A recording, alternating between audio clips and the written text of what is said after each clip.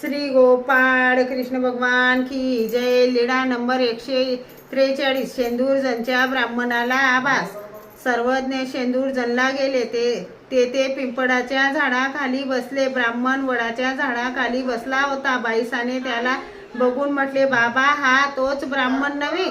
सर्वज्ञांनी सांगितले, हो बाई। बाईसाने विचारले, पण बाबा हा आपल्या जवळ काय येत नाही? सर्वज्ञांनी सांगितले, बाई आमचे दर्शन त्याला तेथेच होत आहे।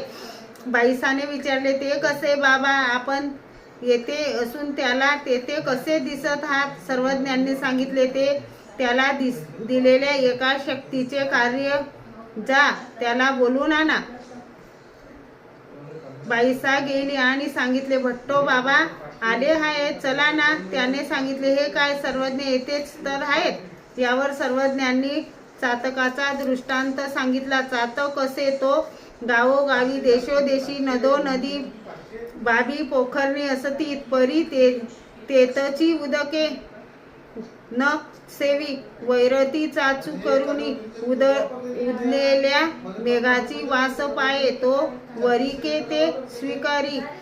तसे सर्वज्ञ जड चेतन विषय पदार्थ आहेत व ती उपभोगण्याची वासना पण आहे, परंतु त्या विषय सेवनेने मोक्ष उतरेल म्हणून तो विषय जो विषय सेवना करीत नाही त्याला परमेश्वर आपल्या जवळ जमून अपरोक्षादी क्रमाने मोक्ष देतात। बाईसाने त्याचे खांदे धरून हलवले आणि त्याला झालेला शक्ती संचार आकर्षिला गेला।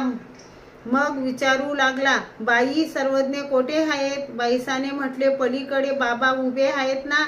मग सर्वज्ञांजवळ आले, दंडते घातली, श्रीचरणा लागले। सर्वज्ञांना आपल्या घरी नेले। घरी साडा समार्जन केले, चौकात रांगोळ्या भरल्या। सर्वज्ञांना तेल उठणे लावून आंघोळ घातली, पूजा वसर केला।